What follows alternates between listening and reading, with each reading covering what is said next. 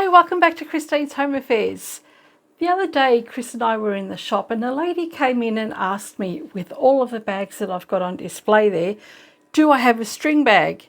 It's like, what's a string bag? It turns out she wanted to have a bag that she could put her mobile phone in, or her cell phone into, and just carry it around the house with her without having to hold it in her hand, or she wants to go out in the garden and do some gardening, just wants to carry a bag without having to carry a handbag or put it in her pocket, you know, that kind of thing. So basically a string bag is just an external pocket hanging from a string. Here are some that I've made up. Nothing fancy about it at all. It's just a very simple bag with a cord on it, and I've done them in several different sizes. So that's what we're going to be doing today. And the fabric that we're using, let me just get it, is going to be upholstery sample fabric. So when you get sample swatches like this, quite often they'll have a big piece of fabric on the inside of it. That's what I'll be using today. I've got hundreds of these pieces and they're all around about this size. So I've got some that can be used for the outer fabric, others that can be used for the lining. I'm just going to grab 2 pieces of fabric and start using them up. This is going to be one of the easiest bag projects you could make. If you've never sewn before, you've come to the right place. Just 2 pieces of fabric, a piece of cord and a little press stud, and away you go. You can make your first bag. Let's get to it. Here's what we need today. I'll be making 2 bags out of these sample pieces, so I'll go and cut them out. You'll need 1 piece of fabric for the outside, 1 piece of fabric for the inside. You'll need a cord of some sort. This one's a really thick macrame cord, but this bag here is made using a much narrower cord. So whatever you've got at hand will work. Piping cord, macrame cord, any of those sorts of things. And I'm also going to be putting some plastic snaps into my bags as well. I think that might be it. Yes, no stabilizer today. We just want to make this a really simple string pocket pouch. I've cut my fabric up and I'm ready to get started. My lining piece needs to be at least 1.5 inches shorter in height. So this is the height of the bag and the width, but this will also be folded in half. So the measurements are up on your screen. If you're sewing these to sell, because we're folding this in half, we don't want to put our label in the center of the bag because it will end up on the fold. What I've done is folded the fabric in half, taken into account what my seam allowance is on the side. So my seam allowance is 1 centimetre or 3/8 of an inch. That's in that area there. Then I've just folded this in half across here, made a crease and positioned the center of my label down the center of the bag. And now I'm going to be having a fold at the top of the fabric here. So I've placed my label 3.5 inches or 9 centimeters from the raw edge at the top. So that's just a guide. You don't want to have it at the very top because this section will be folded over later to meet the lining. So I'm going to quickly go and sew on my labels. I'm doing the same bag in a slightly larger size because I've got this piece of upholstery fabric. I actually want to see how they look if they're a little bit bigger. So I'll sew both my labels on and then we'll come back and make the bag. Very quickly too, I might add. With the labels in place, the first thing we need to do is measure the position of our cord. You'll notice that I've left my label on here. It usually leaves a sticky residue when I peel it off, so I'm just going to wait a little while before I do that. I will take it off though. So I'm going to fold the fabric in half with the right side facing out. I'd like to place my cord on the back of my bag, not the front. This will be my front. So I'll just flip that over so that I've got the raw edge to my left and line up those edges. I'm going to take my ruler and place that where my seam allowance is going to be. So as I said, it's 1 centimetre or 3/8 of an inch. So 1 centimetre or 3/8 of an inch, that's going to be my stitching line along here.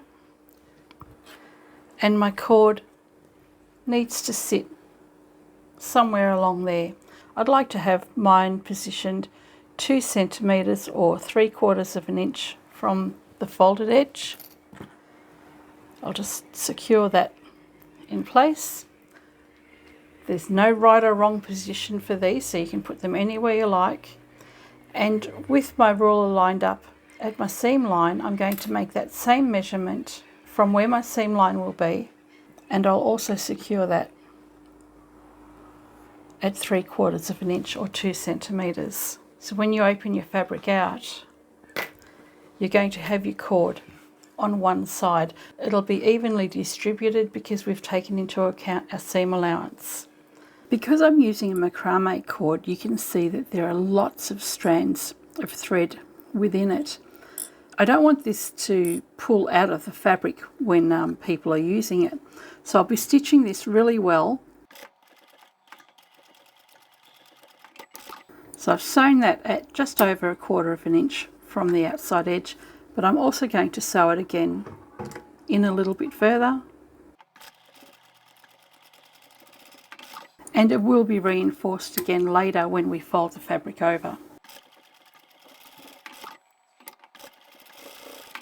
Alright, so that's done. Grab your lining, and we're going to place our lining and outer fabric pieces right sides together. This is the right side. I'm going to place that along the top edge.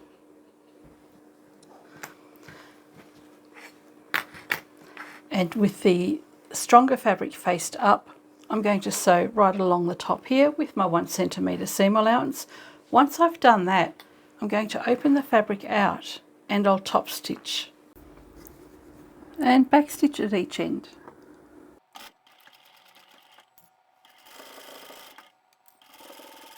Straighten your cord underneath, and that'll help you keep it straight when you do the top stitching and also when you finish the folds in the bag later. So this is where we get to reinforce that cord again.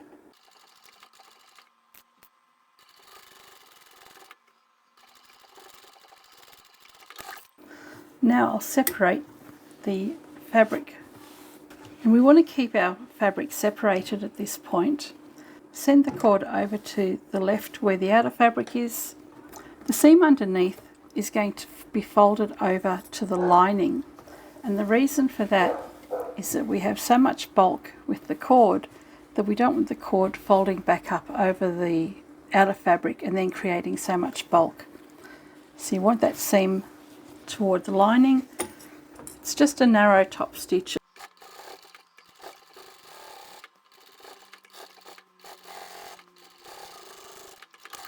Okay, we've got everything where we want it.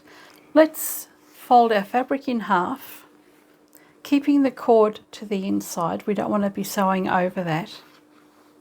Fold that in half, and we're going to line up this seam here with this one. Secure those edges together, and we'll pin or clip the rest of the edges as well.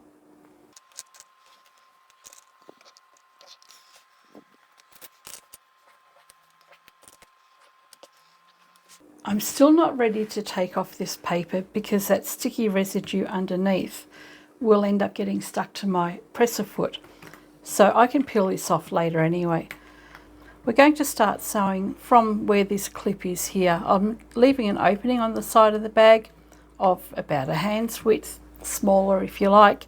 Back stitch here, come all the way across where the top of the bag will be. As usual, I'll triple stitch, come down to the end, and we'll sew across there. And then from this clip here, back stitch, come down and sew across here. So we're leaving our opening along this edge here.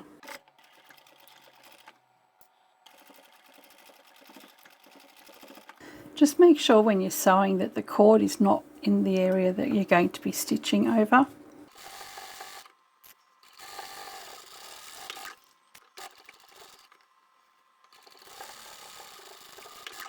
Then we'll come back to the lining, leaving that opening.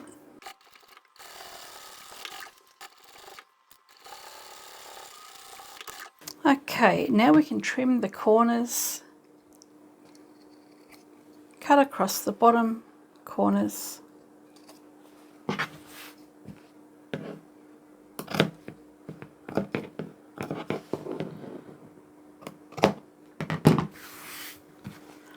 And if you feel like it, you can cut off the excess from the cord, but there's not much there and it's fluffed out nicely. I think I'll just leave it. Now find your opening, bring the bag through, and as you do that you want to poke out the corners on the outer fabric. Okay, once you're happy with the outer part of your bag, we can go back to this lining and close that up, fold that seam under, and we'll stitch straight across there, just with a very narrow top stitch.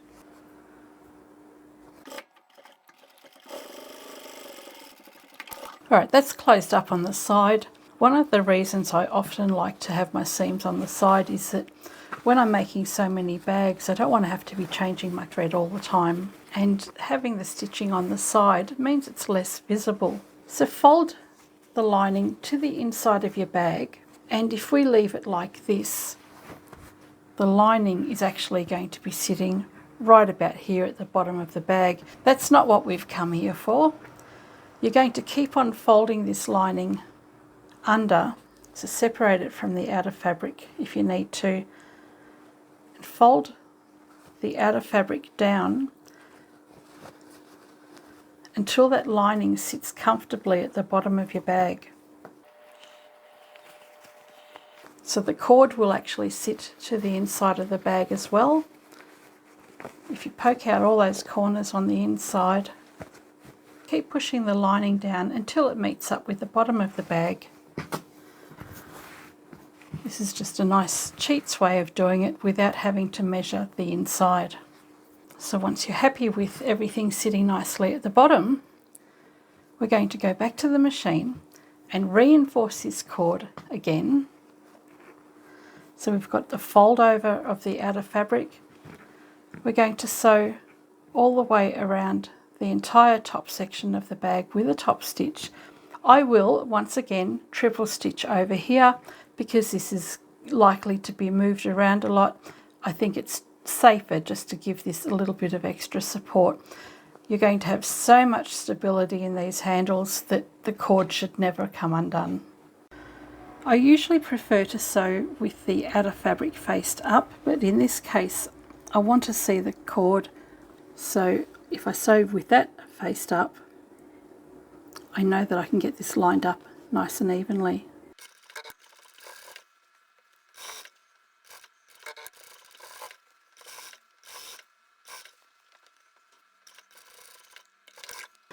The last thing we want to do now is pop some plastic snaps to the top of the bag, and all I'm going to do is pop my phone inside and make sure that there's enough of a clearance.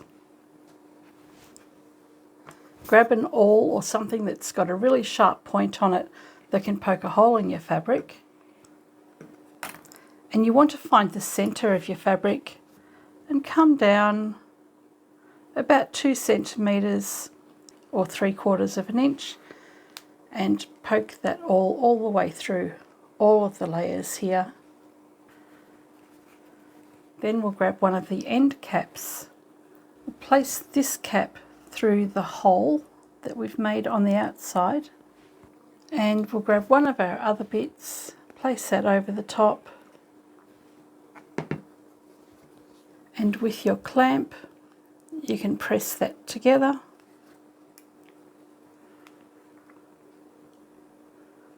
And we'll do the same for the other side. So once again we'll grab our end cap and we'll come from the outside, feed that through,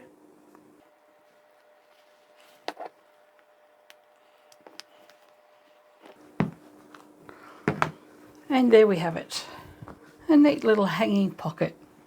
Pop your phone back in there, close it up, nice and secure, and you can take it out gardening with you now. We've made this cord really long, and obviously it's not adjustable, but what you can do, which kind of makes it look a little bit nicer I think, is to just bring the cord together so that it's nice and even along the top, and just loop it around, make a knot, and that will sit at the top of the shoulder. I actually prefer this because I think it looks a little bit nicer like that, but it's a great way for adjusting the strap so that it will suit people wanting to use it as a crossbody or just over the shoulder, or even taller or shorter people. And there are the two bags, different sizes. This one was using the 11 by 12 inch and this one was using the 12 by 17 inches. Exactly the same construction, same size cords, but all of those measurements have been provided for you at the beginning of the video. Pretty neat, hey? And there is our phone to the inside. I did make a slightly smaller one. This was the first one that I made yesterday. It's got the much narrower cord on it, and the phone will also sit inside that one as well. So you can play around with different sizes of fabric. Somebody did ask the other day if we could make something like this that would hang from the belt loops on your pants. So you could make this exact same pouch, but rather than putting cord along the top, make a couple of little tabs. And on those tabs you can put some swivel clips. Doesn't need to be very long at all, just very short tabs with your swivel clips attached to it, and that can hang onto the belt keepers on your jeans. Wasn't that the easiest thing you could ever make? I ended up grabbing a couple of more pieces of fabric because I wanted to see how long it actually took me from start to finish, and that way it'll give me a better guide as to how I'm going to price them. So I've made a few different sizes. This was the very first one I made yesterday. It's just using a really narrow cord. It won't matter whether you use narrow or the thicker cord. This is the size that we worked on today, and that's the other size that I've got listed in the video as well. And then I went and grabbed two more pieces of fabric. All I did was cut it in half, and the lining I cut 2 inches shorter than the outer fabric, and made these two bags as well.